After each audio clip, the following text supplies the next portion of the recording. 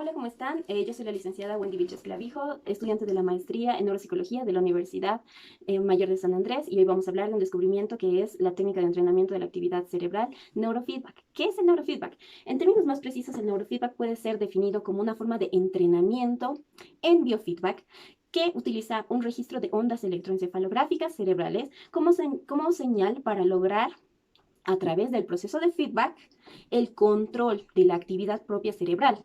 Para ello se aplican unos sensores en el cráneo del sujeto que está siendo entrenado, ¿no? Estas ondas van a ser convertidas a través de un programa informatizado que está en un ordenador para enseñar al sujeto a controlar la propia actividad que está siendo registrada o estudiada. Entonces, el neurofeedback, ¿cómo se ha ido originando? En 1924, Berger construyó el primer electroencefalograma. A raíz de esto, se conocen diferentes ondas cerebrales y los estudios sucesivos llevaron a distinguir algunos tipos de ondas cerebrales relacionadas con algunos estados de conciencia.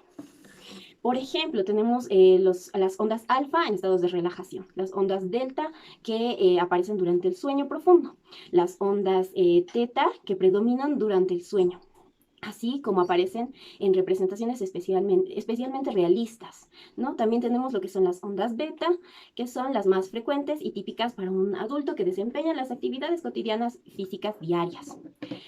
En 1958, ¿qué sucede? Joe Camilla descubrió que una persona examinada era capaz de alcanzar el estado alfa de manera, o sea, de manera que ella lo deseaba, podía alcanzar ese estado de ondas alfa.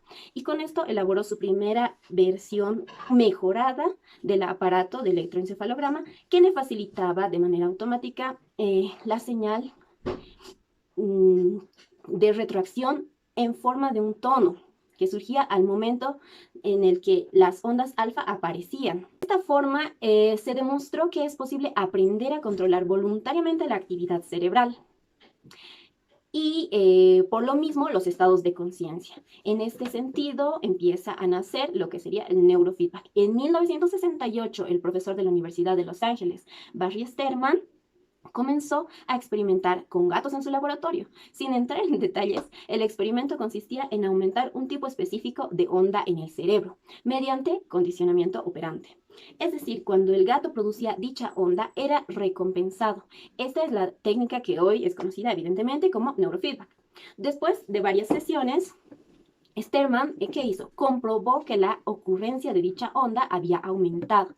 Para aquellas fechas, en la NASA estaba probando un nuevo combustible para los cohetes que evidentemente tenía efectos secundarios, entre ellas convulsiones. A pedido de la NASA, Sterman realizó un estudio sobre los combustibles y llevó a 50 gatos más a realizar este estudio, poniéndoles el combustible como estímulo, y entre ellos estaban 10 de los gatos que habían realizado el primer experimento. Para la sorpresa, él descubrió que los 10 gatos que habían realizado el primer experimento no habían convulsionado. Entonces, esto quiere decir que habría dado un inicio a lo que sería una investigación amplia sobre epilepsia y lo que es el neurofeedback. En las décadas siguientes, él comenzó a utilizar métodos en trastornos psicofisiológicos tales como la ansiedad, adicción, depresión y síndromes postraumáticos. Durante mucho tiempo no se pudo divulgar el neurofeedback debido a su costo muy elevado del aparato, ¿no? Y la sofisticación de todo ese equipo. Apenas a inicios de los 90, en relación con la popularización de los ordenadores personales, aparecieron unos dispositivos a precios mucho más asequibles del profesional. Y con esto se dio un cambio dentro de lo que serían todas las aplicaciones terapéuticas del neurofeedback y además la investigación con neurofeedback, ¿no? Hoy por hoy podemos ver que es una técnica que, como hemos mencionado en un principio, puede cambiar patrones disfuncionales en el cerebro, puede permitir mejorar funciones como la atención, la concentración y con otros efectos y con efectos que se mantienen además a largo plazo en el tiempo. La multitud de estudios que demuestran su efectividad no solo son con la epilepsia, sino también con trastornos como la depresión, como el TDAH, trastornos de ansiedad, ¿no?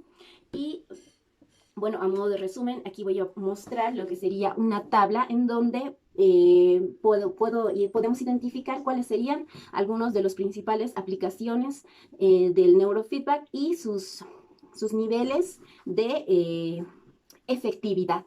Dentro de este cuadro podemos ver los niveles de efectividad del 1 al 5, donde el 1 va a ser que no hay de suficientes estudios experimentales con respecto a esas afecciones y cómo el neurofeedback va a influir positivamente en esas afecciones, pero el 5 sí se considera como uno de los niveles más eficaces, donde ya hay demasiados estudios comprobados científicamente para realizar el neurofeedback en estas patologías. Con eso me despido. Muchas gracias.